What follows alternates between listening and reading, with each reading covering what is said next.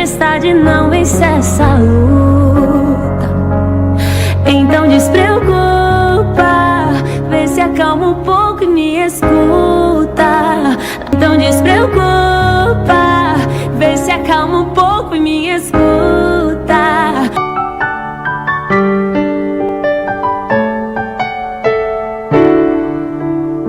Mas eu acho que dá pra gente fazer uma apresentação panorâmica de todo esse conteúdo da aula, e cada parte desse conteúdo panorâmico a gente consegue tirar ou extrair uma boa parte do material, daquilo que cada conteúdo apresenta. Dúvidas, qualquer coisa, pergunta. Eu vou tentar transmitir um pouco, passar um pouco daquilo que já temos em mãos, e caso tenha alguma dúvida específica dentro de cada conteúdo, a gente pode compartilhar ou no grupo, ou fazer depois, a gente vai tirando essas dúvidas aos poucos também, de acordo com a que a gente vai falando sobre cada conteúdo, cada parte dessa introdução do Novo Testamento, tá bom? A gente vai pensar um pouquinho sobre essa questão da introdução ao Novo Testamento. Primeiramente, quais áreas nós vamos dar mais foco, ênfase dentro da introdução ao Novo Testamento? Porque tem coisas que é importante, mas são muito mais profundas, e a gente precisaria de muito mais tempo para se aprofundar nesses detalhes. Então, tem coisas que a gente vai passar por cima meio rápido, né, para depois a gente poder trabalhar paralelamente, e tem coisas que a gente vai aprofundar um pouquinho aqui, tá bom? Vamos orar primeiro. Nós queremos dar início a essa aula e queremos que o Senhor nos ajude, então, a entendermos um pouco melhor todo o conteúdo. Pai, nós agradecemos ao Senhor nessa noite, te louvamos por esse tempo que podemos estar aqui, separando para estudar a Tua Palavra, tanto aqueles que estão em casa, que estão, de alguma maneira, impossibilitados de participar hoje, mas poderão assistir ao longo do tempo, de alguma maneira, poderão aproveitar esse conteúdo, e queremos que essa aula, esse módulo, seja algo especial para cada um, para que a gente possa ter um melhor aproveitamento e também alcançar aquilo que o Senhor deseja para nós através do Novo Testamento. Queremos que o Senhor use as nossas vidas também para que seja uma prática na igreja, nos nossos pequenos grupos, trabalho, onde nós estivermos, também possa ser um grande aprendizado para nós, utilizando aquilo que nós temos de ferramenta do Novo Testamento. Então, que o Senhor nos ajude e nos dê sabedoria, e que possamos aproveitar esse momento aqui para que realmente possamos guardar e usufruir daquilo que o Senhor tem de melhor para as nossas vidas. Abençoa-nos nessa noite e nos dê sabedoria para tanto aprendermos quanto ensinarmos e entendermos um pouco mais da Tua Palavra. Nós oramos assim, nós agradecemos em nome de Jesus. Amém. Eu quero só, dentro dessa introdução, então, eu vou usar um pouco o slide, porque fica mais fácil para mim, tá bom? Eu não sei se se dá para enxergar por aí também, o pessoal, mas quando a gente fala do Novo Testamento, eu vou andar um pouquinho na lateral. Quando a gente fala um pouco do Novo Testamento, a gente está falando um pouco sobre a questão dos livros bíblicos, tá bom? Da onde o Novo Testamento ele envolve algumas cartas, envolve a questão do Apocalipse, envolve a questão da transição dos evangelhos para as cartas à igreja. Então, todo esse conteúdo que envolve o Novo Testamento envolve um remetente, um autor, destinatário, trabalhando um pouco da sua época, a escrita e o local. E claro que visando o que é histórico também, porque nós vamos tratar algumas coisas que é para aquele tempo histórico, o tempo do seu contexto e agora também do nosso contexto através daquilo que foi escrito, para que a gente possa aplicar hoje, nos dias de hoje também. E nós podemos examinar um pouco as características literárias do gênero, né, como literário também. Nós vamos nos envolver um pouquinho nas cartas paulinas, que são direcionadas às igrejas, na sua vida diária, na sua prática, nos seus costumes, e firmando, claro, na vida cristã, o incentivo de olhar sempre para frente, tá? Para a época daquilo que estava escrito, mas também para o nosso tempo e aquilo que Deus quer fazer. E o mais importante entre o Novo Testamento é que a gente entende que nós possamos, de alguma forma coerente e de uma forma também junto com o Novo Testamento, chegar um pouco mais do conhecimento daquilo que Cristo espera de nós, tá? Eu não sei quantos têm uma noção, uma ideia sobre o Novo Testamento quando a gente fala dos evangelhos, dos livros históricos, das cartas paulinas, cartas gerais e de Apocalipse, tá? Nós temos então dividido isso daqui vai ser compartilhado no grupo também, para cada um, para que vocês tenham esse material e possam, quando for elaborar algo que vocês queiram aprender ou queiram ensinar, vocês podem fazer essa divisão tanto dos evangelhos, né? Eu quero falar sobre os evangelhos, então você vai usar um pouco mais eles, separar. Eu quero usar as cartas paulinas, né? Você vai ter esse material para poder dividir e separar os assuntos pelos quais você deseja também ensinar ou estudar também, tá bom? Uma das expressões no original que a gente pode ver é como foi trazido a palavra evangelho, que quer dizer evangelium. No original quer dizer pagamento pela transmissão de uma boa notícia, que nós ouvimos, né, falar sobre as boas novas ou a notícia de vitória. Era um termo usado pelo Império Romano devido ao culto a César. E aí então foi se colocado, na verdade, aqui no anúncio do nascimento e da subida ao trono era chamado de evangelho. Assim o qual o termo ganhou um tom religioso. Claro que César deveria ser ou era venerado como um salvador e a Deus, então essa expressão Evangelium, ela se tornou, depois desse momento religioso, uma palavra através daquilo que foi usado na história do Novo Testamento, a evangelização, ou Evangelho, ou a Boas Novas de Jesus Cristo. Então foi usada essa expressão também para Boas Novas de Jesus. Eu vou passando só para vocês depois terem esse material, nós vamos depois aprofundar um pouco mais. Essa é só para uma introdução, para a gente ter uma ideia inicial do Novo Testamento. O mais provável tem a ver com o Evangelho de Marcos, que começa com as palavras princípio do Evangelho de Jesus Cristo, pelo qual foi introduzido nesse estilo literário de boas novas, né? Ou novas notícias, ou como expressa notícias de vitória. Então, o Evangelho de Marcos é um dos evangelhos mais antigos, é o evangelho mais antigo, e por isso ele traz essa expressão literária, né, de o Evangelho de Jesus Cristo. Aí, os evangelhos não são meras biografias, eles não são descrições da vida de Jesus, não há informações sobre a aparência de Jesus no Novo Testamento, e nem mesmo a sequência cronológica apresentada pelos evangelistas, ela é exata.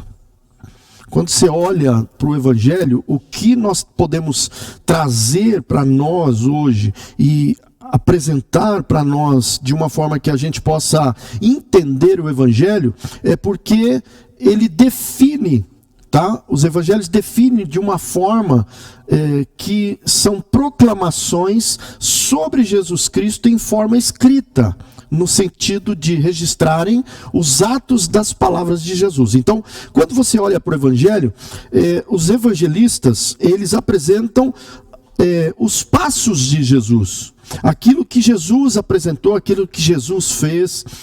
Então eles vão falar sobre a vida daquilo que aconteceu de Jesus, não, de certa forma, não sobre a aparência de Jesus, como ele era, ou de que forma era a descrição da vida dele, alguns detalhes que você vai perceber que eles não dão ênfase nisso. A ênfase é nos atos e nas palavras de Jesus.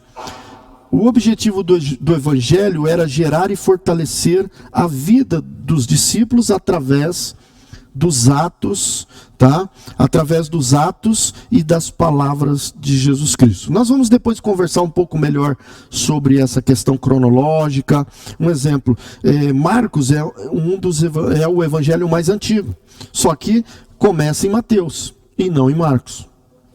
Tá? E isso depois nós vamos conversar um pouquinho mais para frente, tá bom? Sobre esse porquê que é mais antigo, né? Ele é considerado o evangelho histórico pela sua narrativa literária, né? Então, quando a gente olha essas descrições, nós vamos entender um pouco melhor. Eu estou só passando um pouquinho a introdução para depois a gente trabalhar um pouco mais detalhadamente, tá bom? Os evangelhos surgiram das necessidades práticas das igrejas para o discipulado delas, dos novos convertidos, para a pregação e lecionários para os cultos. O que quer dizer isso? É um livro ou uma lista que contém as leituras bíblicas selecionadas para o uso em celebrações litúrgicas, tanto cristãs quanto judaicas. Quando você olha para o Novo Testamento e você olha para os evangelhos, você vê muito mais ali as práticas judaicas, os costumes, os ritos, do que exatamente depois de Atos, quando começam as cartas paulinas ou as cartas para as igrejas. Você percebe que os evangelhos, eles tratam muito mais de uma tradição, né, de uma tradição cristã judaica, de uma liturgia e de ocasiões específicas onde os atos de Jesus, as práticas de Jesus, o andar de Jesus fazendo sobre os milagres, sobre a transformação das coisas que ele transformou, mudando naquela questão da água para o vinho, né? Era para mostrar para essa cultura judaica, para essa tradição judaica, algo que pudesse mostrar para eles que havia algo novo.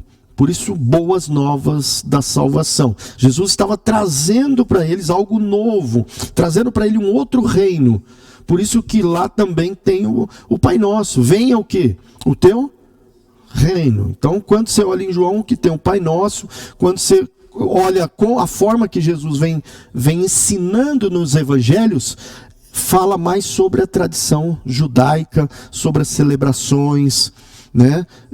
E aí então você percebe mais alguns desses livros históricos e não como uma carta direcionada às igrejas, tá bom? Os evangelhos anunciam Jesus Cristo aos seus leitores e contam os acontecimentos da sua vida. O evangelho é um só. Nós temos um evangelho que foi recebido e transmitido por várias testemunhas, mas o evangelho é um só. Quando você fala dos evangelhos Mateus, Marcos, Lucas, você está falando de um evangelho só, pelo qual os três falaram e apresentaram só de uma forma diferente, uma visão diferente, certos acontecimentos, tá? Então vamos supor,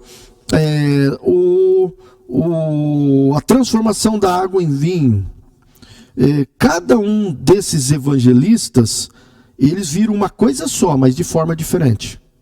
Então por isso é um evangelho só. Não é o evangelho de Mateus, o evangelho de Lucas e o evangelho de Marcos. É um só evangelho tratando do mesmo assunto de uma visão diferente. Tá? Então é bom entendermos isso. A única diferença que a gente vê aí um pouco mais é em João. E aí assim, a igreja primitiva estava certa de chamar o evangelho, quando ela coloca o evangelho segundo Marcos, segundo João, segundo Mateus. Por isso que ela trata o evangelho e não os evangelhos, cada um contando a sua própria história. Aí só uma organização para a gente pensar um pouquinho sobre os evangelhos sinópticos e o evangelho de João, tá bom? Segundo João. São chamados de sinópticos devido à sua semelhança. A organização do ponto de vista geográfico, a ênfase maior nos atos de Jesus, cada um deles dava uma ênfase um pouco diferente. Jesus se autodenominava filho do homem. Os adversários de Jesus são particularmente identificados nesses evangelhos. Aí quando trata João parece que trata um pouco diferente. Ele já não trata muito essa questão de acusação, de acusar os fariseus, de mostrar alguns fatos sobre os acontecimentos dessas tradições. O evangelho de João já trata um pouco mais das reflexões e os milagres de Jesus. Por isso que João capítulo 3:16 é o versículo chave do Novo Testamento, né? Quando fala que Deus amou o mundo de tal maneira que entregou seu único filho, para que todo aquele que nele crê não pereça, mas tenha a vida eterna, né? Por isso que ele dá ênfase nas reflexões de Jesus, nos 7 milagres dele, a organização sobre a estrutura biográfica. Jesus prefere se autodenominar como filho de Deus no evangelho de João, tá? E não como nos evangelhos sinópticos, ali como filho do homem. Tá? E ele trata de uma forma diferente. E os adversários de Jesus são chamados de judeus, né? E não outros, né? Como alguns tratam Mateus, Marcos e Lucas. As cartas pastorais, que também são diferenciadas e separadas, diferentes dos evangelhos, tá bom? Só para vocês terem uma ideia um pouco sobre as cartas pastorais, direcionadas aos líderes das igrejas, sobre a carta de 1 Timóteo, 2 Timóteo, Tito e Filemon. Quando fala de as diretrizes para um perfil de um líder, ou de um pastor, ou de uma liderança, o perfil dos diáconos, você precisa usar essas cartas, tá? Não tem como você usar outras cartas, porque estas cartas foram direcionadas a esses líderes. Então, se você quer procurar o perfil de um pastor, o perfil de um diácono, ou para um cargo de diaconia, você precisa olhar para essas cartas aqui. Não adianta você olhar para outras, porque vai ter aí uma diferença na fala, né, daquela qualificação para aquela função. Então, quando você fala da igreja, para a igreja, 1 Timóteo, 2 Timóteo, Tito e Filemon, tá bom? Deixa eu ver aqui também. Aí então, 1 Timóteo vai falar um pouquinho sobre a vida de oração, a posição da mulher na igreja, as qualificações dos diáconos e presbíteros. Depois nós podemos também tratar um pouquinho aqui a diferença quando fala de pastor, bispos, anciãos, presbíteros, tá bom? Isso depois nós podemos pesquisar aí numa pesquisa rápida, para nós podermos tratar e entender um pouquinho essas diferenças. A orientação para um bom ministro, né? Quais são elas? Um exemplo, quando a gente vai estabelecer na igreja uma sucessão pastoral, uma troca de pastor, de bispo, de presbítero, nós precisamos olhar para isso aqui. Se a gente olhar só para aquilo que nós entendemos, eu quero uma pessoa bonita, rica, ou eu quero uma pessoa que tem muitas qualificações profissionais, não, nós precisamos olhar para esse perfil quando vai escolher um pastor, um líder, porque essas qualificações a gente sabe que são orientações dadas por Deus para que a gente possa ter um bom êxito de ter um bom líder também, tá? O cuidado com as viúvas, o sustento, as disciplinas na igreja, o trato com os ricos e o ministério imaculado. Tem uma questão aqui, essa do capítulo 5 de 1 Timóteo, ela tem deixado um pouquinho para trás essa questão das disciplinas na igreja. Quando a gente fala de disciplina, a gente está falando um pouquinho de ordem. Agora, que tipo de disciplinas são essas? Existem pelo menos 3 tipos de disciplina: exortativa, corretiva e cirúrgica, tá? Que é tratado. A gente tem visto muitas igrejas hoje não mais tratando dessa maneira com as disciplinas. Eles tratam muito mais de forma exortativa e não corretiva ou cirúrgica. Eles tratam exortativa. De que maneira? No púlpito. Então eles usam o púlpito e a mensagem para exortar as pessoas da igreja. Eles não tratam a disciplina mais de uma forma corretiva. Aquela que você chama a pessoa e diz assim: olha, você precisa mudar a sua forma de vida. Você precisa mudar o que você está fazendo. Você precisa buscar uma forma de conduta melhor do que você está vivendo. Por isso que nós vemos estamos vendo, né, crescer uma geração um pouco mais, quem sabe até mais fraca. Um exemplo, uma geração um pouco mais fraca, que não aceita certas coisas, não aceita falar alguma coisa ou chamar a atenção da pessoa.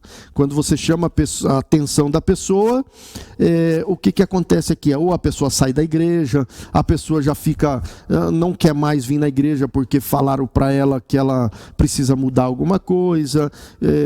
Existe um enfraquecimento dentro das igrejas devido às disciplinas. Porque onde não há disciplina, há uma bagunça, né? Então, a gente tem visto que esse rodízio, ou de muitas pessoas saírem falando mal, fazendo as coisas erradas, porque quando você chama a pessoa e diz: olha, não é dessa forma que nós vivemos como cristãos, as pessoas acham que têm o direito de fazer como elas querem, porque elas estão na igreja há muitos anos, ou às vezes as famílias são grandes na igreja e acham que têm o direito de fazer o que podem, como querem. E aí quando você vai disciplinar uma pessoa dessa, aí a pessoa se revolta com a igreja, ou se revolta com a liderança, ou se revolta com o pastor, e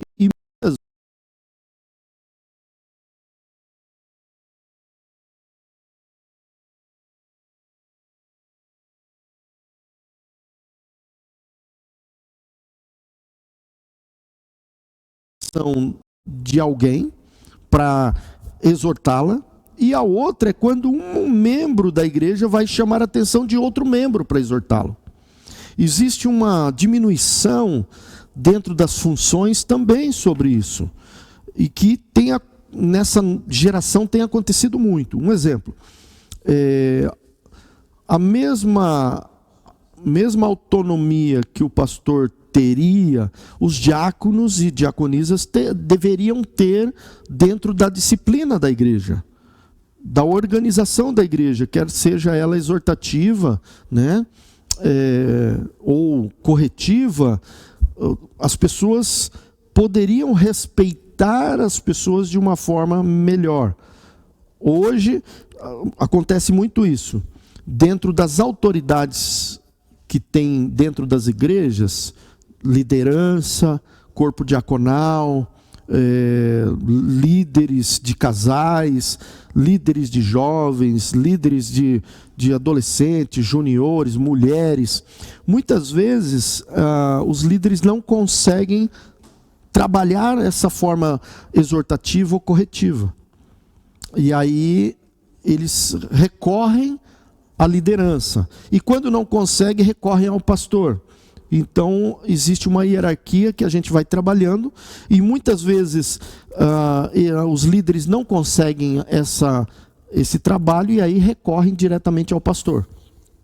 E aí, quando vem ao pastor, ao bispo, ou presbítero, ou o ancião ali, a gente aí tem que tratar de uma forma um pouco mais corretiva, né? Às vezes, dependendo de quem é, ou às vezes se é um líder da igreja também, a gente precisa afastá-lo daquele cargo, daquela função que ele está exercendo. Ou se está dentro daquele grupo, um exemplo, vou citar aqui, se está dentro de um grupo de adolescentes e o líder tenta trabalhar com certa pessoa que está dentro daquele grupo, e ele percebe que aquela pessoa não ouve ele e não obedece ao comando dele, o próprio líder tem que afastar aquela pessoa de alguma maneira, para tratar com ela paralelamente, para que ela não influencie aquele grupo e o grupo então fique contra aquele líder.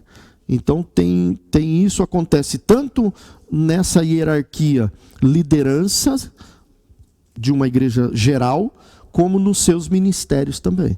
Então, o líder ele tem que estar muito atento a essas questões para não trazer um problema mais sério e ele também não se prejudicar nisso, tendo respaldo da liderança da igreja, tá? Juntamente com o pastor e seus diáconos. Normalmente, quando acontece também num ministério de casais, tem um problema com algum casal, às vezes os diáconos auxiliam nessa liderança, nesse acompanhamento, mas o que acontece é que muitas vezes os casais não aceitam. Aí eles recorrem ao pastor também, para que o pastor possa auxiliar de uma forma hierárquica, né? Que ele poderia ser os próprios diáconos, mas para isso, lembra que eu estou dizendo, por que chegou a esse nível de não respeitar, de não aceitar a autoridade de outras pessoas? Chegou muito nisso por causa das questões de qualificações. Quando a gente trata a qualificação de um pastor, de um presbítero, as qualificações de um ancião ou do corpo diaconal, a gente precisa olhar para essas qualificações. Porque se a gente olhar somente porque nós vamos eleger um diácono, ou um corpo diaconal, alguns diáconos e diaconisa.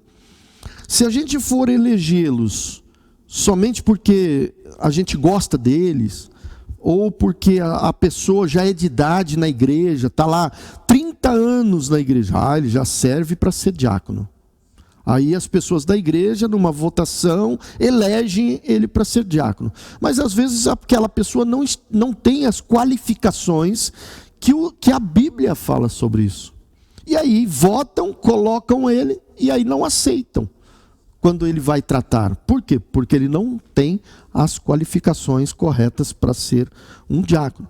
Mesma coisa acontece com liderança, por isso que é importante a vida da pessoa condizer com as suas qualificações.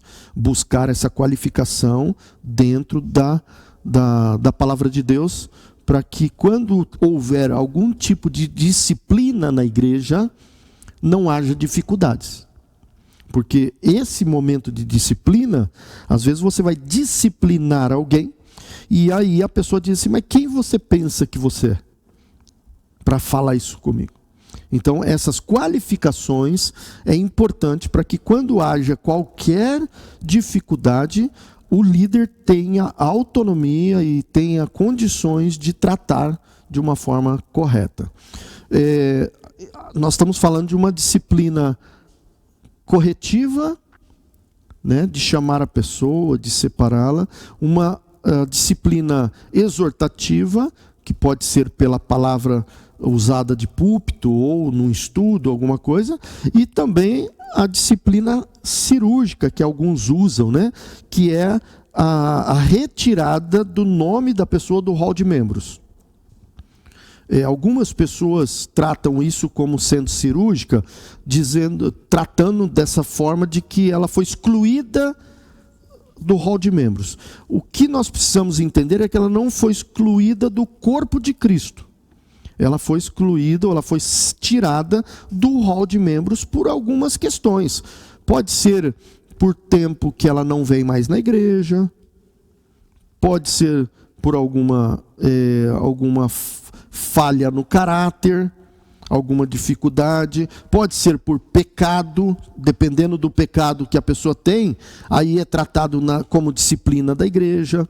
Uma das questões da disciplina cirúrgica que a gente diz, de retirada do hall de membros, pode ser por alguma questão fora da igreja também, com a vida dela, ou de alguma maneira não está condizendo com aquilo que o Evangelho ensina. Então precisa haver isso para que o testemunho da igreja, o testemunho de Cristo, continue de forma correta. Porém, entretanto, quando vai se fazer isso, tem que chamar a pessoa, mostrar para ela o erro, tratar com ela para que ela possa entender essas coisas, e se ela entender, então, aí você pode fazer dessa maneira. Porém, entretanto, hoje é importante você fazer com que a pessoa entenda, e a pessoa, até mesmo se puder escrever, ou até ir à frente da igreja e trabalhar essa questão.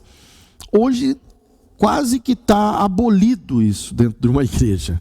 Quase que já foi abolido isso. Antigamente era muito tratado dessa maneira. E quando a pessoa se arrependia, ela ia lá na frente, então ela era reconciliada novamente ao corpo de Cristo, da onde ela estava participando. Hoje, muito difícil, muito. Algumas igrejas ainda tratam essa questão de cirúrgica, de exclusão, quando trata de alguns pecados, algumas questões de mau testemunho. Aí então, normalmente chama-se a pessoa em particular para tentar tratar e então restaurar a vida dela, né? Hoje se usa muito pouco essa questão cirúrgica, mas ainda assim a Bíblia ensina como tratar essas formas de disciplina, tanto cirúrgica, corretiva, como exortativa também, tá bom? Aí o trato com os ricos, ministérios imaculados, né? sem máculas, sem algumas coisas erradas. 2 Timóteo trata da importância da família, né? O cuidado da família, como que deve se tratar as pessoas da família. Trata também das 4 gerações de discípulos, de um bom ministro, o bom ministro diante das heresias, a orientação de Paulo para Timóteo, né? Timóteo, foge destas coisas, né? Foge das conversas alheias, foge dessas intrigas, desses problemas. Então a orientação de Paulo para Timóteo é que ele pudesse ser um bom ministro. Então hoje nós temos orientações de como ser um bom ministro, ser um bom líder, ser um bom diácono diante da obra do Senhor. A persistência diante dos dias maus, quer dizer, vai haver perseguição. Um exemplo, se você vai tratar algumas coisas na igreja, principalmente alguns pecados, algumas coisas, vai haver perseguição.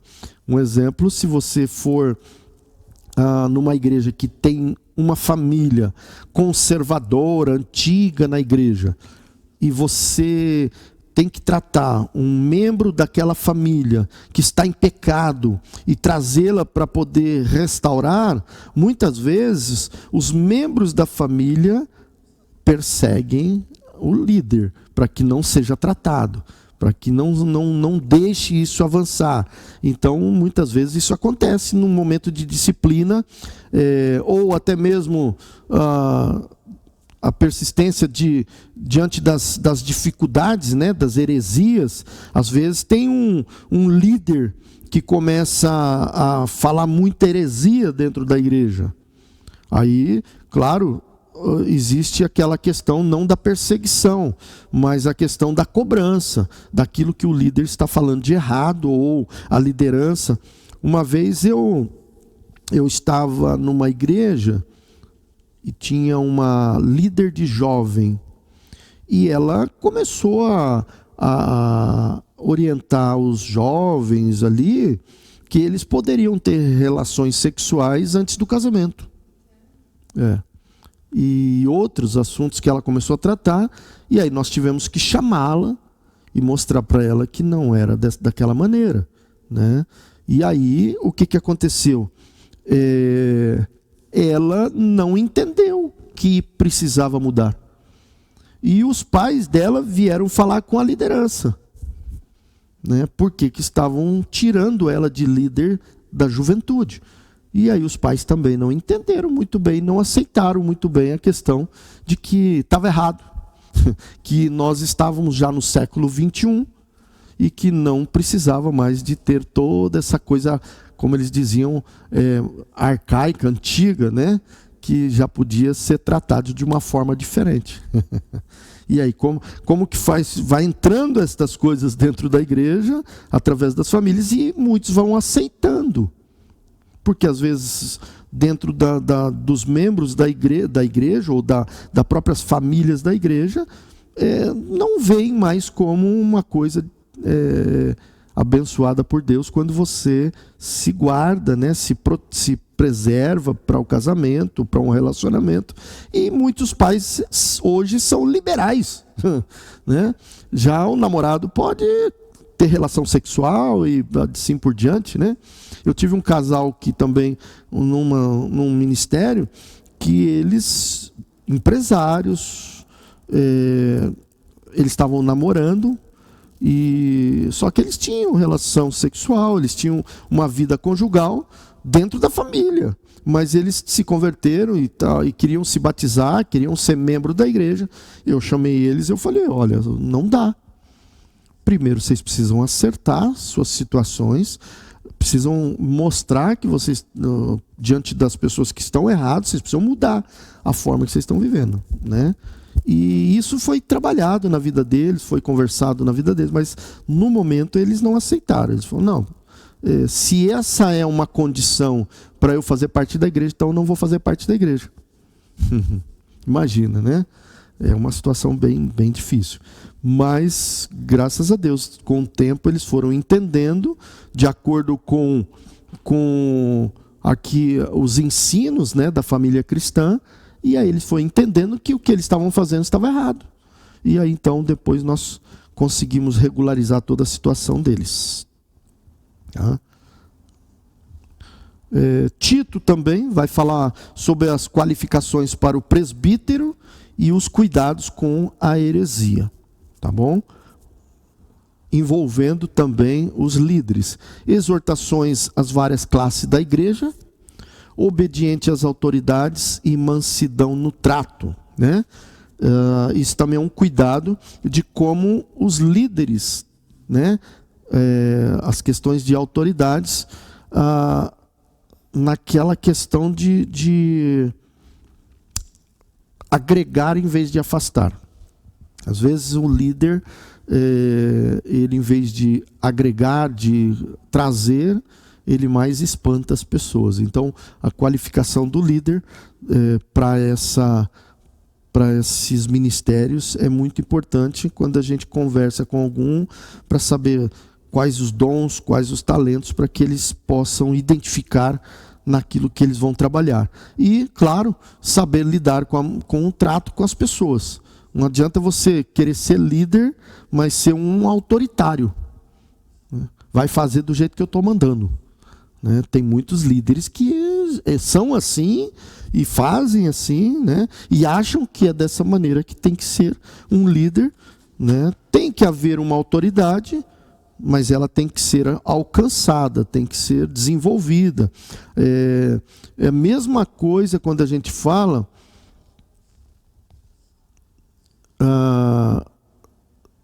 aqui, ó.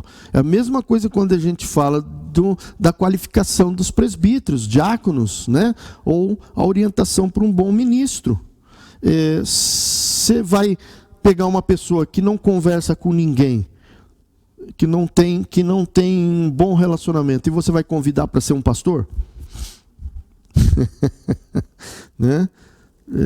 Difícil, né? Como que você vai convidar uma pessoa para ser um pastor? Aí você vai convidar uma pessoa para trabalhar com uma certa função, onde aquela pessoa não consegue lidar com outras pessoas. Isso acontece, né? Isso acontece. Então, às vezes, numa eleição, onde a igreja acha que tais pessoas têm o dom para isso, e às vezes não tem, e acaba tendo dificuldade aqui na questão do trato também com as pessoas, né?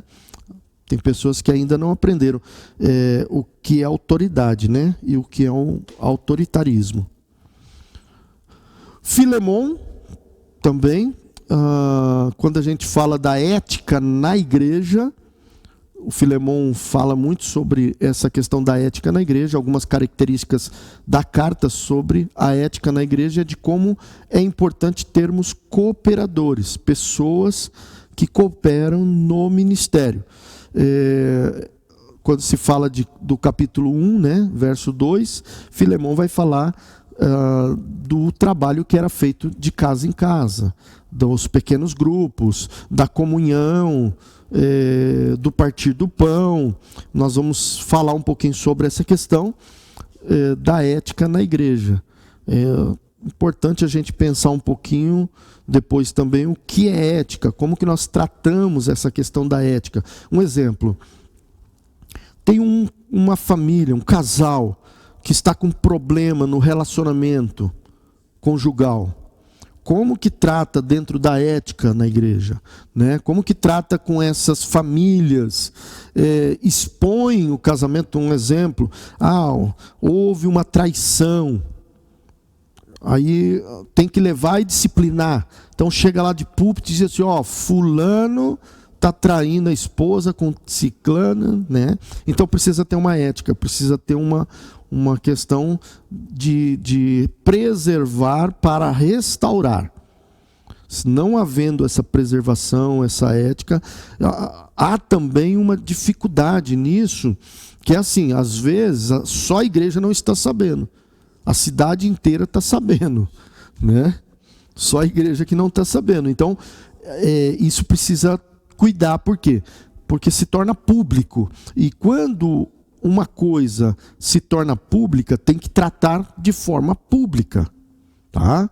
E nisso faz parte da ética também, de um cuidado para que a gente possa trabalhar de forma coerente com a palavra de Deus. E claro, um exemplo, termos esses cooperadores trabalhando na mesma visão, da mesma forma que os líderes vão trabalhando juntos, aquelas pessoas que estão caminhando também com eles vão aprendendo dessa maneira. Então, quando um assume um cargo na igreja ou um ministério, ele já sabe que precisa estar dentro daquela ética, dentro daquele padrão de conduta para poder atuar dentro dos ministérios. E aqui essa questão da reunião também nas casas, porque às vezes você chega lá em alguns lugares onde tem pequenos grupos, tem reunião de oração, tem reunião nas casas, aí você chega lá, tem mais fofoca do que estudo bíblico, né? Então, Filemon vai falar um pouquinho sobre essa questão, que precisa haver um cuidado, um acompanhamento, uma maturidade para haver essa reunião dentro da igreja com ética, né? Então esse acompanhamento também sobre isso, tá bom? Aí também Hebreus, aí sai um pouco aí a gente pode dividir um pouco aqui, né? Saímos dos evangelhos, né? Entramos para as cartas paulinas, aquela separação, essa separação aqui, tá bom? Que é importante a gente poder trabalhar isso separadamente, tá? Aí entra um pouquinho das cartas. E Hebreus. Hebreus vai falar um pouquinho sobre o cristianismo é melhor que o judaísmo. Por quê? Porque o cristianismo, ele vai falar de algo que traz esperança, traz uma libertação, traz uma forma de vida diferente. O judaísmo, ele vai trabalhar um pouco mais de leis, vai trabalhar um pouquinho mais, vai falar um pouco mais das regras, né, de como era feito no Velho Testamento e também no Novo Testamento através dos judeus. Como que ele diz? Deixa eu só pegar aqui. Opa, para cá.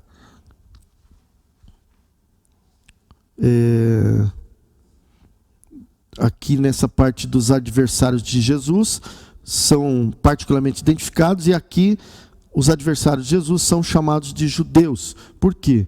Por causa dessas tradições que eles tinham aqui, ó, através dessas tradições de celebrações litúrgicas, né, algumas ocasiões específicas, alguns ritos. Então, vai trabalhar um pouco mais essa questão em Hebreus e falando sobre o Velho Testamento também, baseado nos profetas.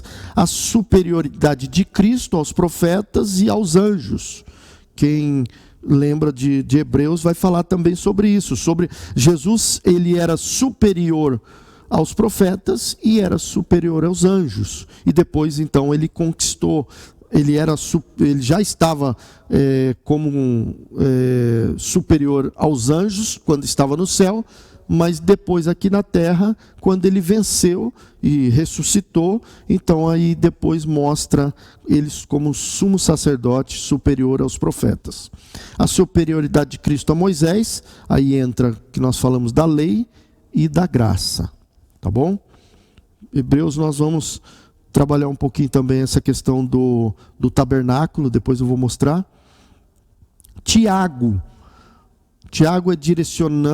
ele direciona a carta dos judeus crentes e perseguidos, e já no início da carta de Tiago já diz aos dispersos da Ásia, né? Então aqueles que foram espalhados por aquela região, perseguidos, então eles se dispersaram, tá bom? Aí ele vai falar um pouco sobre a fé sem obras é morta, contraste com Efésios, quando Paulo fala que a fé não leva para a salvação, e aí está falando aqui de algumas questões contrárias, parece até contraditórias, mas não é que ele está falando que Efésios está falando da salvação, né? Efésios capítulo 2, 8 e 9 vai falar da salvação, que não adianta fazer alguma coisa para adquirir a salvação. E Tiago vai falar que, já que você é salvo, você precisa produzir obras, né? Então, um completa o outro. O cuidado da maledicência, capítulo 3. O cuidado com os crentes desviados. Esse tem bastante, né? O cuidado com os crentes desviados. Hoje nós temos aí os desigrejados, né, os crentes desigrejados, que é o considerado desviados, e os poligrejados.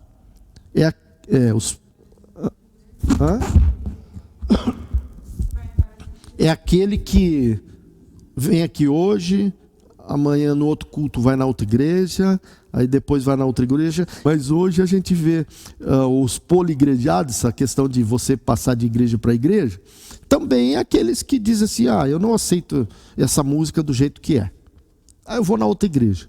Aí ele vai lá na outra igreja e ele diz, mas aqui não tem parede preta, né? Não, vou para uma igreja.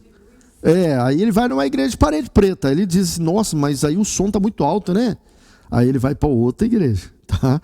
Então ele é um poligrejado, ele pula de igreja em igreja, né? E tem os desviados que realmente está afastado das igrejas, e também esse tem que tratar um pouco, cuidar um pouco, tá bom? 1 Pedro foi escrito com o propósito de fortalecer os crentes em meio à perseguição, eles estavam vivendo essa perseguição. Tanto Tiago ali vai falar sobre essa questão da perseguição, né?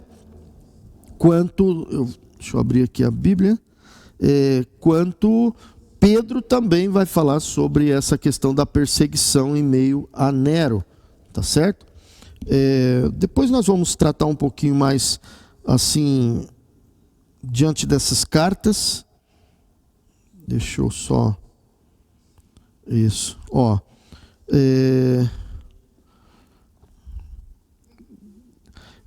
1 Pedro, capítulo 1, vai dizer: eu, Pedro, apóstolo de Jesus Cristo, escrevo esta carta ao povo de Deus que vive espalhado nas províncias. Então, lembra de Tiago? Se você voltar lá em Tiago, capítulo 1, verso 1, vai dizer: eu, Tiago, servo de Jesus Cristo e do Senhor Jesus, envio saudações a todo o povo de Deus, o quê?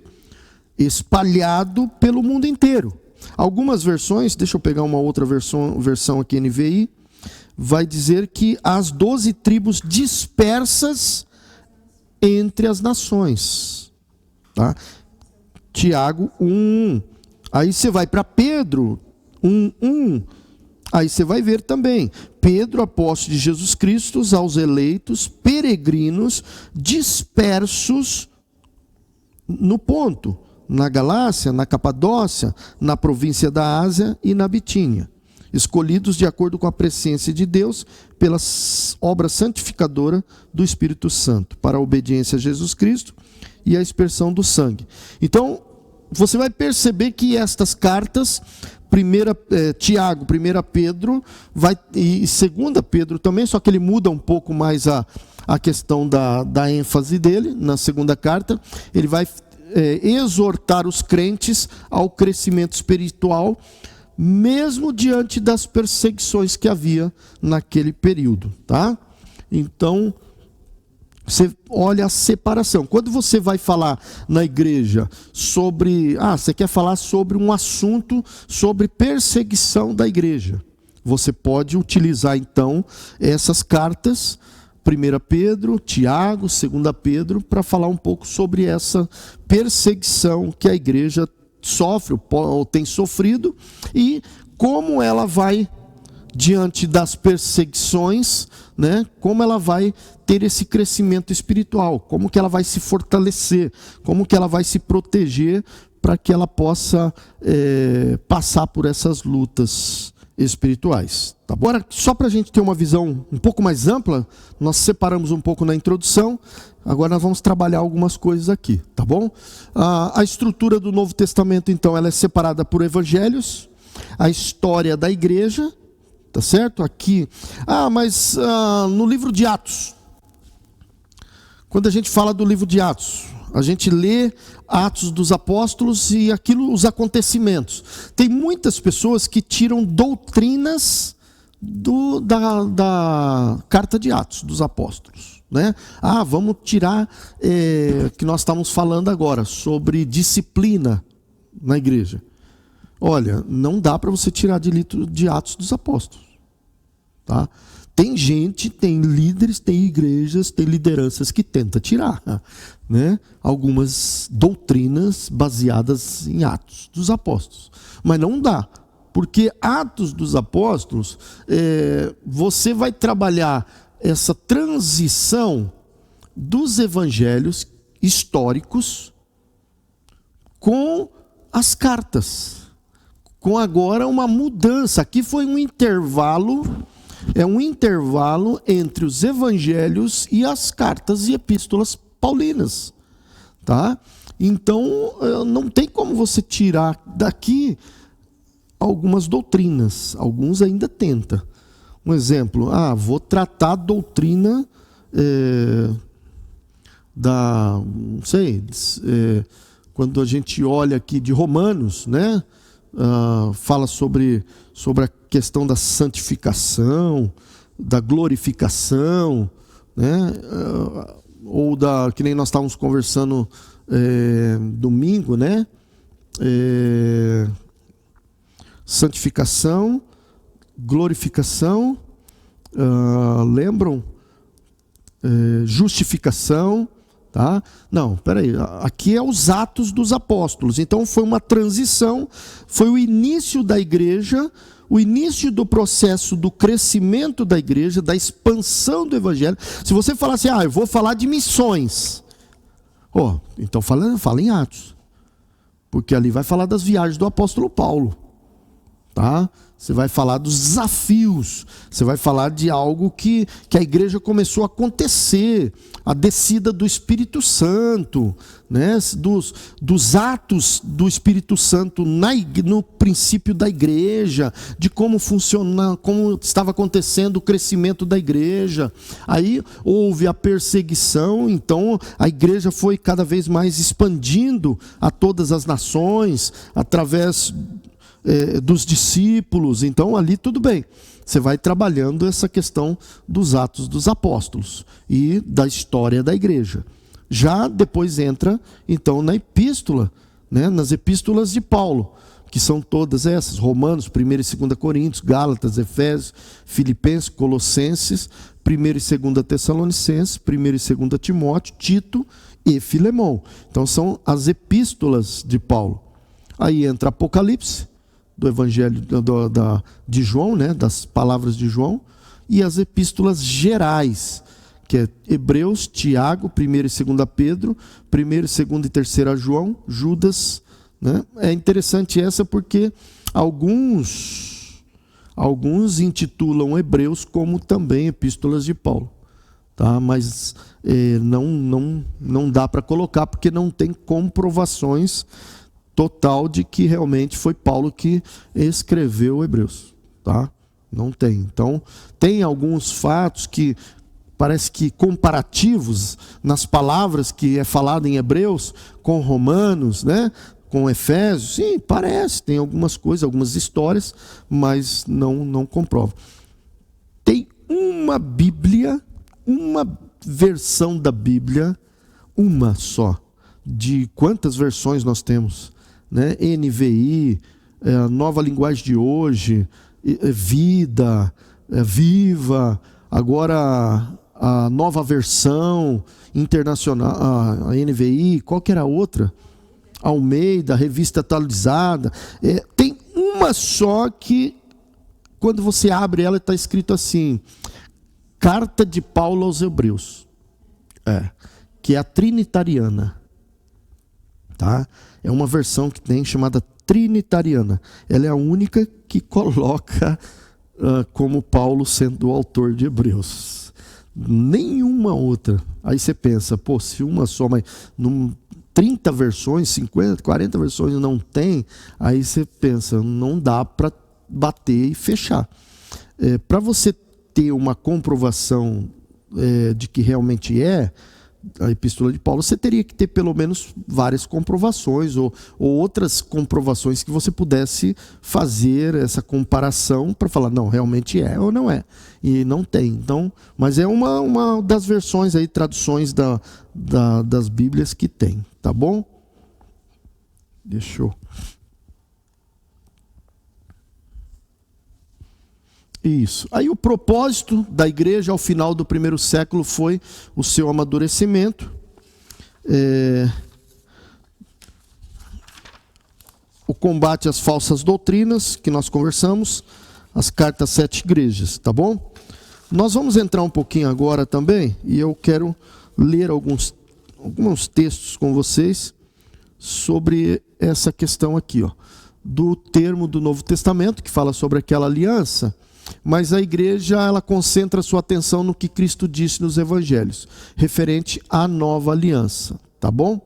Então nós vamos falar um pouquinho sobre essa aliança que Cristo narra, né, através das suas palavras no Novo Testamento, e também depois a gente vai ver essa questão do Velho Testamento também, tá bom? Que ela é comprovada aqui na aliança prometida em Israel e que depois se completa no Novo Testamento. Lucas capítulo 20, não, vamos olhar em Hebreus capítulo, nós já estava no livro de Hebreus, estamos na carta de Hebreus, Hebreus capítulo 9, verso 15. Olha só, diz lá que por essa razão Cristo é o mediador de uma nova, o quê? Aliança, tá? Então nós estamos falando de uma aliança que foi feita no Velho Testamento, tá certo? Começou lá no Velho Testamento essa aliança através da promessa das bênçãos, através da aliança abrâmica de Abrão.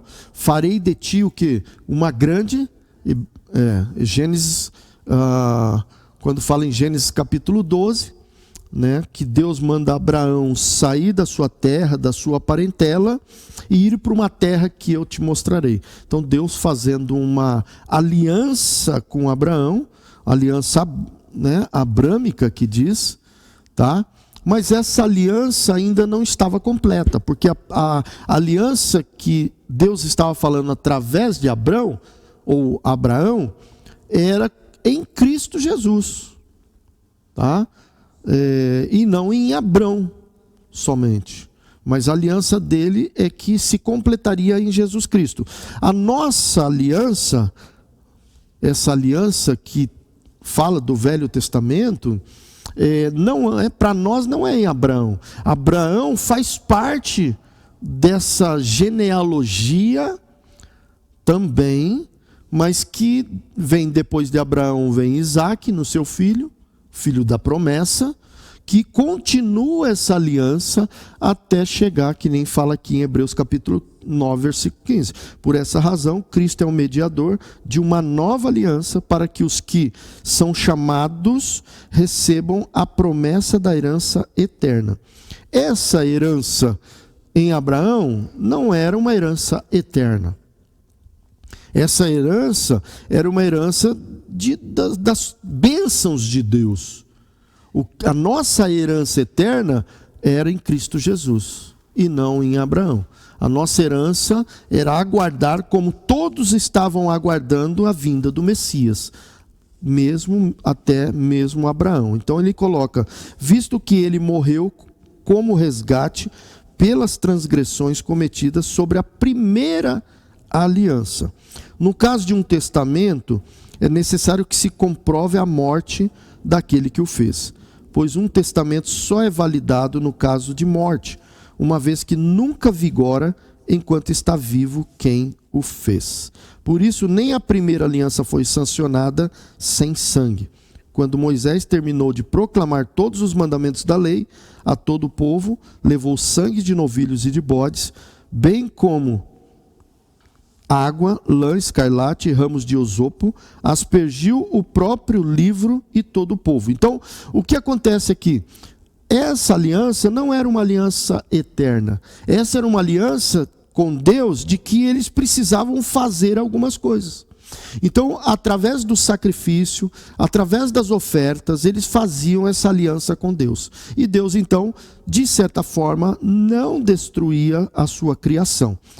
Porém, quando veio a nova aliança que completa em Cristo Jesus, não precisou mais fazer o sacrifício, porque ele mesmo fez o seu próprio sacrifício através do quê? Quando fala aqui da aliança no meu sangue, né? Essa aliança que foi completa em Jesus Cristo, tá? Mateus, o seu maior desejo de escrever o evangelho era para que pudesse alcançar principalmente os judeus não cristãos e fortalecer os judeus, tá bom? Cada um dos evangelistas, dos evangelhos, direcionou a sua comunicação para um povo.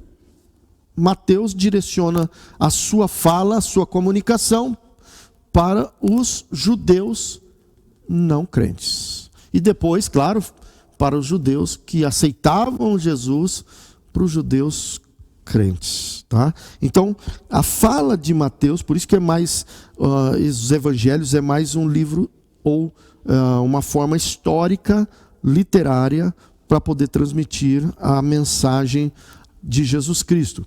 Mateus trata de uma maior importância, a cronologia de Jesus. Capítulo 1 vai falar toda essa cronologia, ou a genealogia. Capítulo 1 de Mateus, quando fala lá,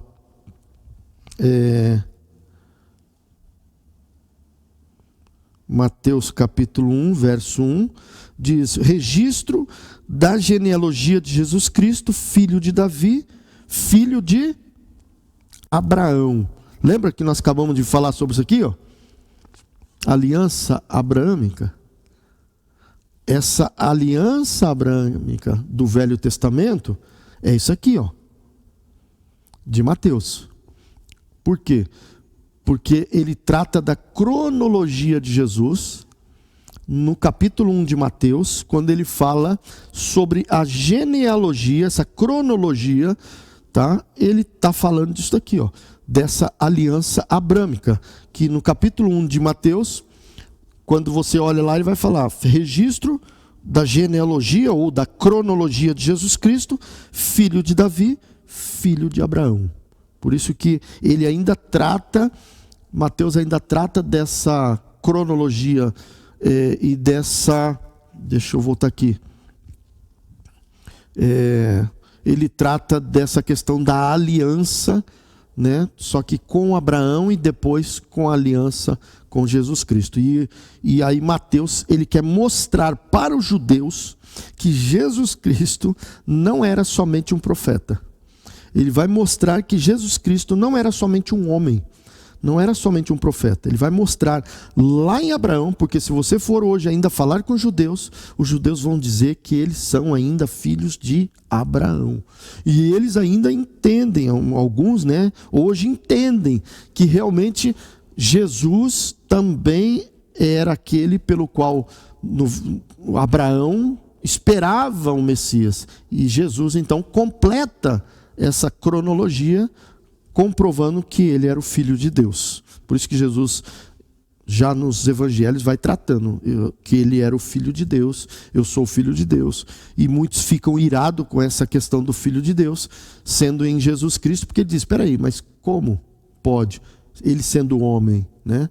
Mas aí comprova, através da cronologia dele, que ele também veio da linhagem de Abraão, tá bom? A grande comissão, depois da ressurreição de Jesus, também trata sobre isso. Mateus deixou que o que estava fazendo era um coletor de impostos, tá? Aí, lembra que nós falamos um pouquinho de Marcos?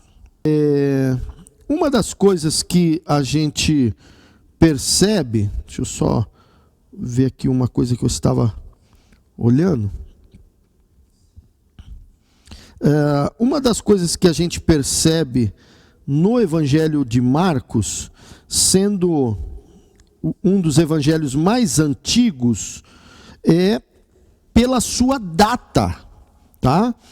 Foi entre 65 e 70 que foi mais ou menos datado o Evangelho de Marcos. Posteriormente, depois, o que acontece? O Lucas, por isso que Mateus e Lucas, eles usam o Evangelho de Marcos como base para as suas histórias.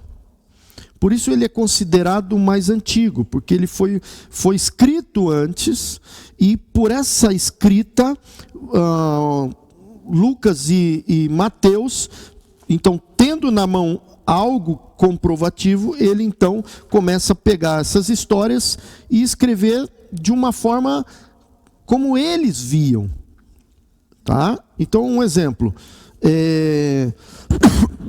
você pega um livro e no final do livro você faz um resumo daquele livro e você usa aquele resumo para fazer um comentário seu sobre aquele livro. Então, a gente chama isso de uma exegese, tá? Quando você você pega um livro e você lê o livro, você resume, faz um resumo desse livro e depois você embaixo dá um comentário desse livro, daquela história. Quem sabe você pode ter vivido parte de uma história dessa dentro de um livro, ou uma parábola, citado uma própria parábola, você usa exemplos da sua vida prática, do seu dia a dia, naquilo que o livro está contando na história. Então, é uma comparação, é um comparativo com algo histórico, tá? mas que você está vivendo hoje. Então você pega algo da história, de que aconteceu, e você vive hoje. Eu tive uma experiência na cidade de Çanakkale, eu acho que é assim que fala, eu não lembro agora, na Turquia. É mais fácil falar a cidade não, mas a cidade de Troia. Ela fica ao lado do mar, fica beirando o mar Egeu, mas é uma cidade muito bonita, linda. E lá você percebe nas escavações, pelo menos alguns períodos de escavações, né, que vai descendo, e nas camadas de terra você tem alguns períodos nessas camadas. E eles dizem que não existiu uma Troia, ou uma cidade de Troia, mas sim 7 cidades de Troia, quando você começa a estudar a história. E lá a gente desce, e assim, vamos supor que aqui é uma parede de terra, né? Então você desce, quando você chega aqui, você percebe uma camada aqui, uma aqui, e camadas diferentes de coloração. Aí você vê na terra, você vê alguns utensílios diferentes nessas camadas. Você percebe como que fala? Tijolos, material diferentes em cada camada dessas terras. É como se passasse um facão aqui, cortasse uma parte, e nessa parte que ficou, você começa a perceber essas camadas. Só que a hora que você chega em cima, que é a que você está vivendo, é interessante, porque você pode contar a sua história diante daquilo que estava acontecendo nessas camadas históricas. Então, é como se Lucas e Mateus pegassem essas camadas e eles comparassem com a vida deles. Então, agora, e com aquilo que eles aprenderam, né, ouviram de Jesus também, e viram, e aí então começam a escrever baseado no Evangelho de Marcos, tá? Naquilo que o Marcos também narrou, para que fosse o mesmo. Lembra, os evangelhos não separados, é uma história só, é um evangelho só, visto de forma diferente. Então esses, tanto Mateus quanto Lucas, eles olham a história e comparam e contam a mesma história também, só que de forma diferente. Mateus, como nós vimos, Mateus vai falar para os judeus, Marcos vai tratar mais com a questão dos romanos, né? Vai mostrar Jesus como Messias, como Filho de Deus, e também vai mostrar Jesus como servo e salvador. Servo é uma expressão que a gente vê muito nas palavras dele, sendo Jesus como servo. E observando panoramicamente o Evangelho de Marcos, veremos quase que na sua totalidade, Marcos apresentando a pessoa de Jesus Cristo como servo e salvador. Tá bom? Lucas 10, 1 e 2, Marcos é considerado um dos 70 discípulos que Jesus envia para pregar nas cidades, saindo de 2 em 2. Né? Então é interessante essa consideração aqui, porque você percebe Marcos em alguns momentos da história fora do Evangelhos também. Você percebe ele sendo citado por outras pessoas fora dos evangelhos. Então você percebe que Marcos, a extensão da história de Marcos foi muito grande na história do Novo Testamento. Tá? Aí Lucas, revelando a pessoa de Jesus Cristo 100% homem, 100% Deus. Nós falamos um pouquinho já também durante os estudos sobre essa questão de ser Jesus 100% homem, 100% Deus. Lucas utiliza uma palavra grega chamada tekméria para provar e testificar os relatos históricos. Lembra? Nós estamos falando de coisas históricas, tá? E do cristianismo e que também elevam um grande grau de credibilidade histórica infalível do Novo Testamento. Os dois livros, Atos e o Evangelho de Lucas, constituem cerca de 27% do Novo Testamento. Quem escreveu o Atos? Lucas. Tá? Então, Lucas vai narrar o que aconteceu no estabelecimento da igreja. Tá? Lucas vai falar sobre os acontecimentos do início da igreja, da história do evangelho, da expansão do evangelho, e Lucas vai narrar sobre isso também.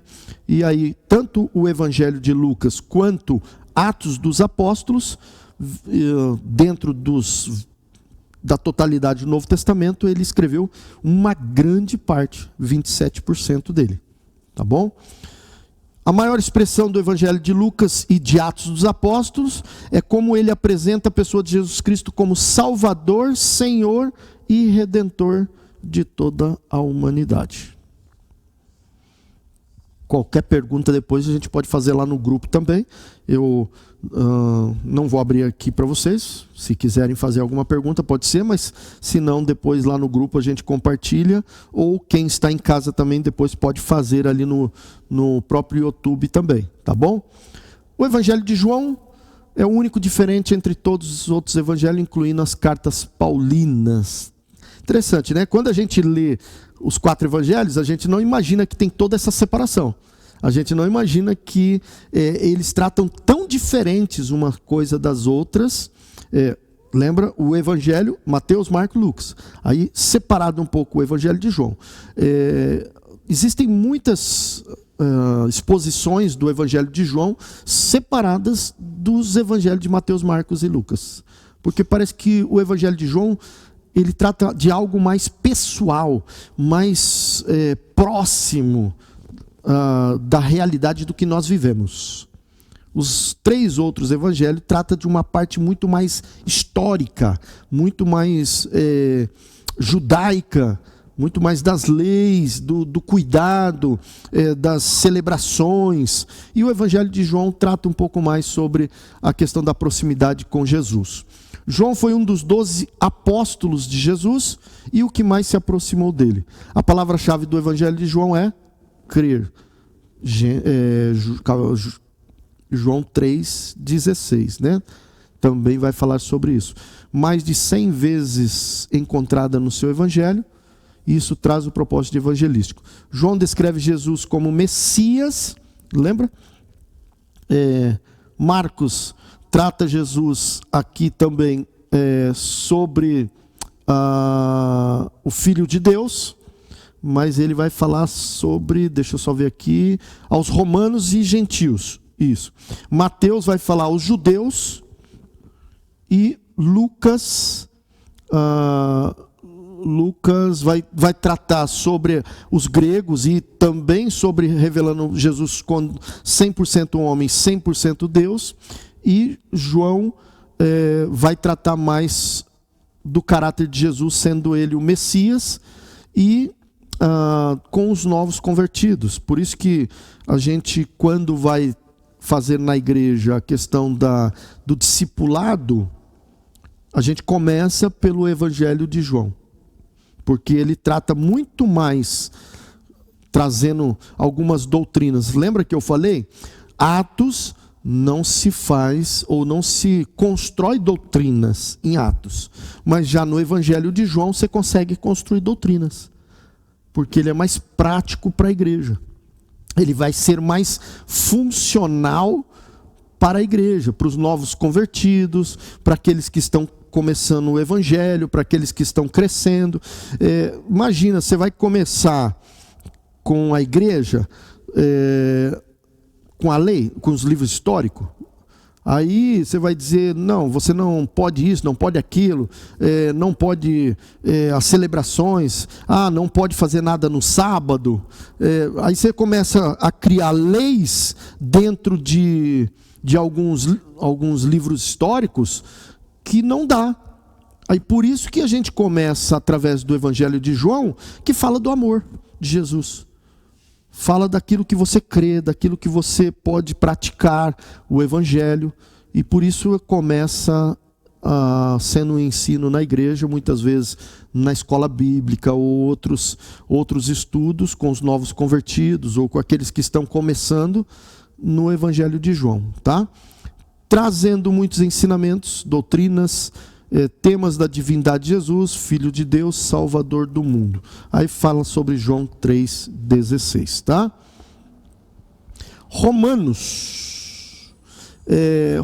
1, eu queria só ler esse texto com vocês. Romanos 1, 15 e 16. Ali não está, mas eu queria abrir esse texto. Romanos, capítulo 1, 15 e 16. Peraí. Romanos, capítulo 1, 15 e 16. Esse é um dos textos, assim, que é uma base, né? O 16, ele traz, assim, para mim, a visão mais completa da carta de Romanos. Quando ele diz: por isso estou disposto a pregar o evangelho também a vocês que estão em Roma. E aí Paulo vai dizer ali em Romanos: não me envergonho do evangelho, porque é o poder de Deus para a salvação de todo aquele que nele crer. Né? Lembra daquela palavrinha que está aqui em João? Olha só. Você percebe? Né? Porque Deus amou o mundo, né? De tal maneira que deu seu único filho para todo aquele que nele crer, né? Essa expressão, ela está muito enraizada em Romanos, tá? Mostrando exatamente a condição. Aí entra e difere também um pouco, aqui um pouco também daquela questão do armenianismo, do calvinismo, tá? Aqui vai falar um pouquinho sobre essa diferença de crer, qual é a condição do ser humano para escolher alguma coisa, se há condição dele crer, mas é claro e nítido aqui na carta de Romanos que Paulo está dizendo que todo aquele que nele crê, né, crê primeiro do judeu e depois do grego. Aí ele vem trazer aqui até Calvino, uma das solas, né, das defesas de Calvino é o versículo 17. Né?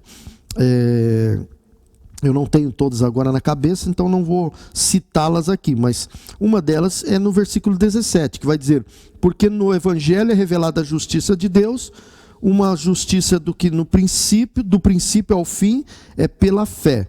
Como está escrito, o justo viverá pela fé. É uma das solas, das defesas, quando Calvino coloca sobre Romanos capítulo 1, verso 17, tá bom?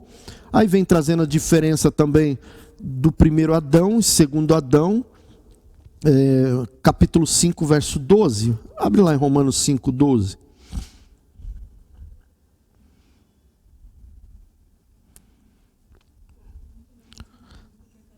Isso.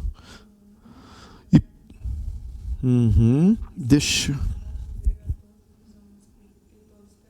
Isso. Aí, porque antes de ser dada a lei, o pecado já estava no mundo, mas o pecado não era levado em conta quando não existia lei.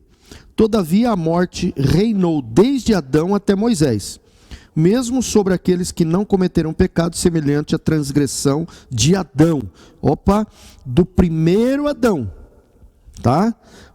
O qual prefigurava aquele que havia de vir. Entretanto, não há comparação entre a dádiva e a transgressão. De fato, muitos morreram por causa da transgressão de um só homem. Que homem? Adão. Mas a graça de Deus, isto é, a dádiva pela graça de um só, segundo Adão, Jesus Cristo, transbordou ainda mais para muitos. Tá bom? Não se pode comparar a dádiva de Deus com a consequência do pecado de um só homem. Por um pecado veio o julgamento que trouxe condenação, primeiro Adão, mas a dádiva decorreu de muitas transgressões e trouxe o quê? Justificação. Opa! Então, quando eu aceito o segundo Adão, Jesus Cristo, eu me torno justo diante de Deus. A justificação. Se pela transgressão de um só a morte reinou por meio dele, Adão, muito mais aqueles que recebem de Deus as riquezas da graça e da dádiva da justiça reinarão em vida por meio de um só homem, Jesus Cristo. Tá? Então, Romanos vai falar essa comparação. Ainda existe muita gente vivendo, ou ainda está no estágio do primeiro Adão, e ainda não se tornou um segundo Adão em Jesus Cristo, né? Essa comparação de Cristo, tá certo? Depois, se tiver alguma dúvida, a gente vai pensando também, tá bom? 1 Coríntios, a exortação à santidade através dos dons, devido aos pecados que havia na igreja. Eu acho interessante essa expressão de 1 Coríntios. Quer ver?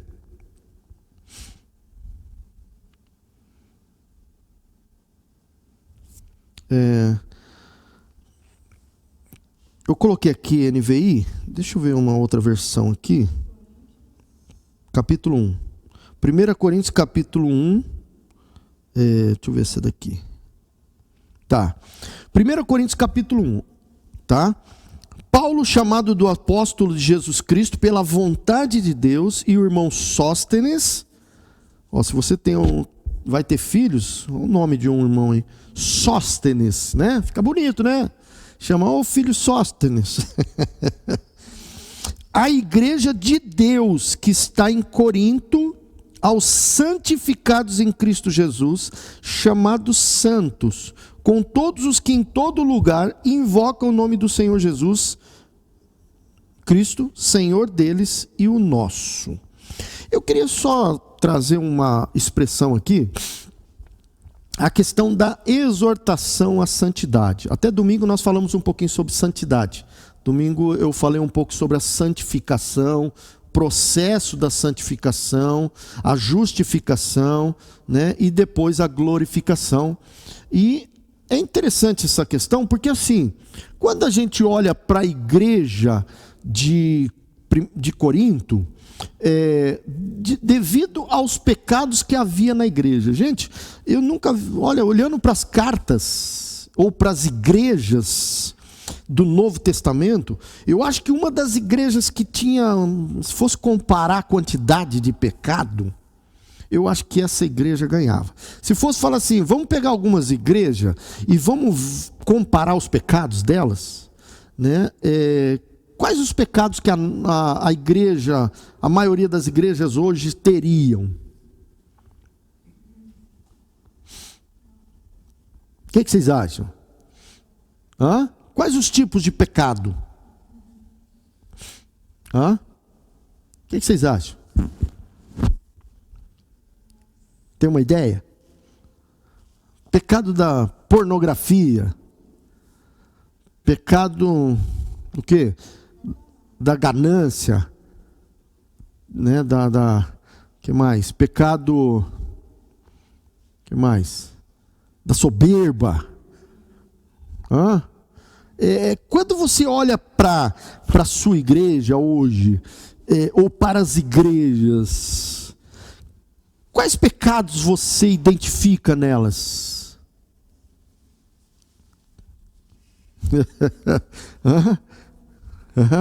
E aí? Lembra? Não vamos falar da nossa, né? Fala da dos outros, né? Fala da dos outros, né? Como que a gente pensaria nisso? Quando você olha para a igreja de Corinto, já no início, você já vai ver alguns pecados, tá? Nos primeiros capítulos, você já vai ver um monte de pecado, tá? Mas aí quando você chega no capítulo da ceia, a ceia já vai tratar sobre isso, A ceia já vai falar, irmãos, não fazem a separação das pessoas. Se você vem para a igreja, come em casa primeiro. E Paulo vai chamar a atenção daqueles cristãos para aquela situação. Ele vai dizer até no capítulo 11 de 1 Coríntios, quer ver? Ele vai dizer no capítulo 11 de 1 Coríntios, versículo... quer ver? Ele vai dizer no versículo 7 a 27. Portanto, capítulo 11 de 1 Coríntios, versículo 27. Portanto, qualquer um que come este pão ou beber o cálice do Senhor indignamente, será culpado do corpo e do sangue do Senhor.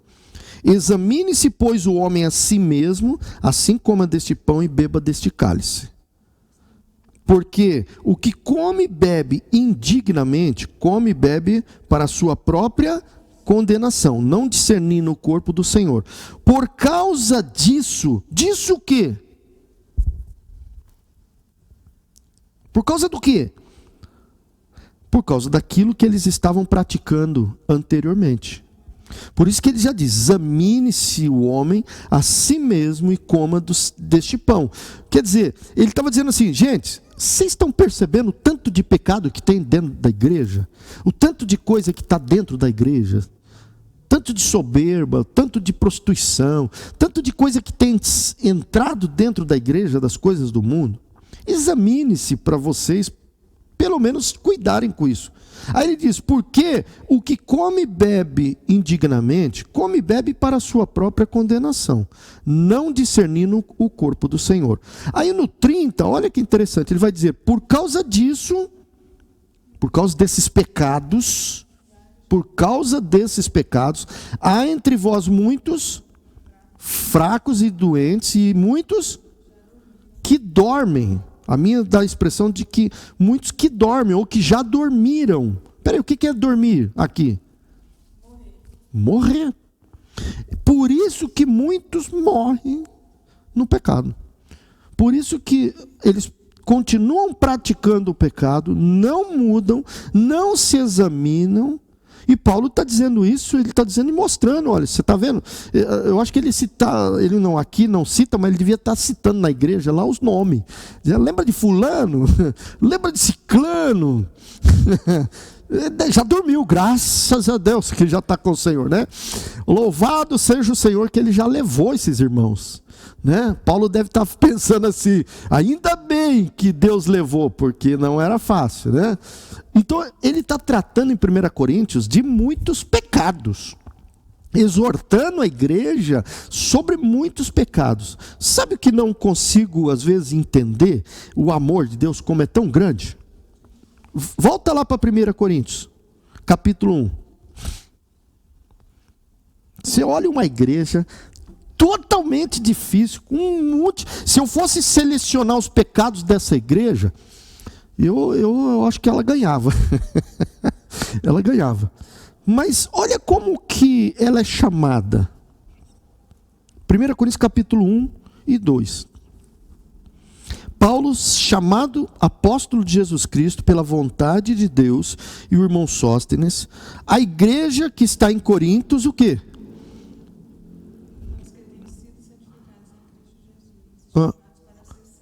Olha só, com todos os que estão em todo lugar, invocam o nome do Senhor Jesus, Senhor deles e nosso. Gente, essa igreja, ela é uma igreja chamada a santificação, a serem santos, ou considerados uma igreja santa, mesmo com seus pecados, com as suas dificuldades. Paulo não começa falando de pecado. Paulo não começa já tratando os pecados. Paulo não começa tratando já aqui, exortando, falando das prostituição, falando que tinha um rapaz com a esposa do pai, e tantos detalhes ali de coisas mundanas. Paulo vai falar, irmãos, vocês foram chamados à santidade. Vocês são santos, são separados. Paulo começa a tratar com amor a igreja. Paulo não senta borracha no início. Ele vai tratar no decorrer da carta. Tá? No decorrer da carta de 1 Coríntios, ele vai tratar, então, nos seus momentos, o momento da ceia é um momento solene, é um momento onde as igrejas estão ali com as pessoas, estão participando de uma comunhão. Então aí Paulo vai tratando esses problemas e mostrando, pontuando esses problemas para que eles cuidassem de algumas coisas, que no meio da igreja estava com alguns problemas. Não é fácil. Quando você começa a tratar uma igreja, toda igreja tem pecado, não tem? Toda igreja tem pecado. Mas tem alguns pecados que destroem a igreja. Tem alguns pecados que, se não forem tratados, parece que acabam com a igreja. Um exemplo, quando há divisão entre as pessoas, se não for tratado, divide a igreja. Divide a igreja. Acaba com a igreja. Tem alguns pecados que, quando há uma separação, algumas coisas que... Lembra que nós falamos de disciplina? Dos tipos de disciplina? Quando você vai deixando uma igreja, as pessoas ao léu, vivendo de qualquer maneira, chega um momento que você não consegue mais tratar. Chega um momento que a coisa descambou. Todo mundo está sabendo. Entende? E aí é uma hora difícil, que aí Paulo começa a tratar especificamente. Quando ele fala da ceia, ele não está falando dos visitantes. Ele não está tratando aqui do povo que está vindo na igreja, participando. Não, ele está falando de quem aqui? Dos membros. Ele está falando daquele corpo que está aqui, que está vivendo aqui. Tá? Ele está tratando com essas pessoas. Ele não está falando com qualquer pessoa. Tá? Ele está tratando exatamente, especificamente com a igreja de Jesus Cristo, com os santos que ele considera e que precisa se santificar, precisa ser tratado quanto a isso. 2 Coríntios, Paulo vai tratar do seu chamado apostólico. Tá? Aí ele vai lá falar algumas coisas sobre o seu chamado, a defesa do seu chamado, né? E como lidar com essas hostilidades, tá bom? Deixa eu ver aqui, eu acho que é bom nós terminar e deixar para a próxima aula, para a gente continuar aqui nas Gálatas, Efésios, Filipenses, Tessalonicenses. São cartas pequenas, né? Romanos já é uma carta maior, as outras são menores. Eu acho que dá para a gente definindo algumas coisas. Nós tratamos um pouco mais de Hebreus, que é uma carta grande. Nós falamos um pouquinho mais dos evangelhos, que eu acho que era importante também. Deixa eu ver se teria mais alguma coisa assim para a gente poder trabalhar. Não, aqui eu vou pular, porque nós já falamos da outra carta, Timóteo. Deixa eu ver aqui, já foi tratado pessoalmente. Tá. Filemon, nós falamos. Hebreus também, falamos sobre a questão da superioridade de Cristo. Tiago também. Aí vamos entrar um pouquinho. Depois eu quero entrar um pouco em 1ª, 2ª e 3ª João também, para a gente poder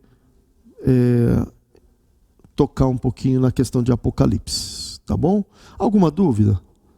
Não adianta, não vamos terminar hoje. Alguma dúvida? Só para... Depois nós vamos tocar um pouquinho mais também nessa carta. Eu resumi aqui de 2 Coríntios, já para terminar, mas depois nós vamos tocar um pouquinho nessa questão do chamado apostólico, que vai tocar um pouco na questão de hoje, como que é lidar com essa questão de termos líderes na igreja que se consideram apóstolos. Tá? Algumas igrejas tratam os pastores, os líderes como apóstolos. Nesse período, né, Paulo vai falar sobre o quê? Seu chamado apostólico, tá? Lembra que nós tínhamos conversado sobre essa questão aqui, ó, lembra? Chamado apostólico, tá? Aí, deixa eu só voltar na outra aqui, peraí. Isso.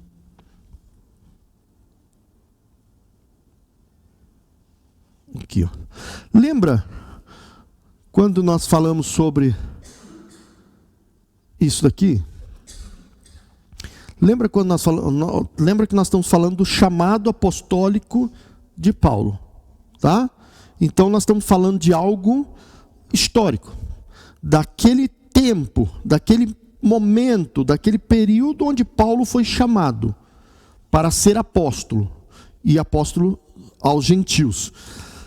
Quando chega para a igreja, chamado ou qualificações ou função dos diáconos, presbíteros, pastores e líderes. Peraí, qual é a diferença das qualificações para esse ministério de diáconos, de líderes, de pastores, de presbíteros, de anciãos? Qual é as qualificações para esses ministérios e qual é a qualificação para ser apóstolo? Essa diferença, aonde as pessoas misturam. Então aqui deveria ter quais as qualificações dos diáconos, presbíteros, pastores, apóstolos, profetas. Não, mas não fala sobre eles. Por quê? Porque a qualificação para um apóstolo, que foi chamado para ser apóstolo, precisava ter algumas qualificações, que hoje não tem essas qualificações. Então não tem como eu me intitular apóstolo se não existe essas qualificações pastorais para a igreja. Nós estamos falando de algo que era para os apóstolos e não para a igreja de hoje, que ela vive sobre as suas qualificações, os seus ministérios, os seus ministros. Lembra que quando nós estamos falando aqui, nós estamos falando de cartas pastorais, tá? Quais são elas? 1 e 2 Timóteo, Tito e Filemão, acabou. É aqui que a gente qualifica os líderes da igreja. Não é quando fala lá em Romanos. Não é quando está falando lá em 2 Coríntios, sobre o chamado apostólico. Tá? Não está falando, 2 Coríntios está falando do chamado de Paulo, e não dos chamados para os líderes das igrejas. Tá? Timóteo, sim, Paulo pega Timóteo e diz assim: Timóteo, tu é um jovem pastor, você vai cuidar desta igreja. Paulo vai chamar Tito e vai falar: Tito, você vai cuidar desta igreja. Paulo era apóstolo, Paulo não era pastor das igrejas, Paulo era plantador de igreja, Paulo plantava a igreja. Tá? E aí, o que ele fazia? Ele plantava a igreja, pegava um pastor e colocava naquela igreja. Paulo plantava outra igreja, ia lá, plantava uma igreja com os apóstolos, colocava um pastor.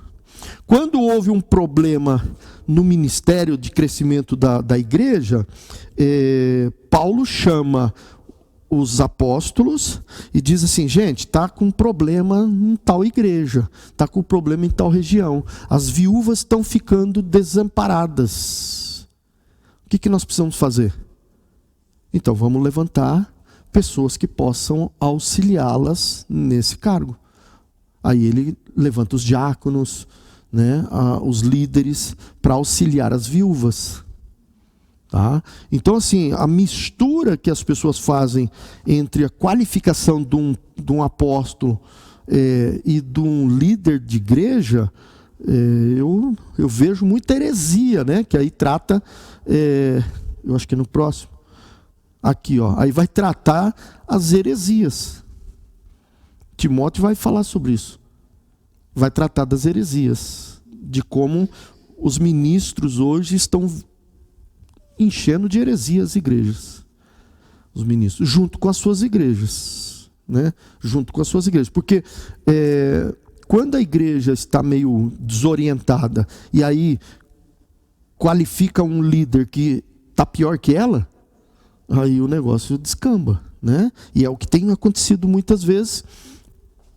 A igreja não está bem e na hora que vai escolher um ministro, escolhe um pior, né? Então aí vem as consequências. Enquanto, um exemplo, às vezes a igreja não está bem e diz assim, não, o pastor já não serve mais, vamos procurar um apóstolo. Aí coloca um apóstolo, aí piora mais ainda o negócio, né? Então tem que se cuidar com algumas questões, principalmente quando fala sobre essa questão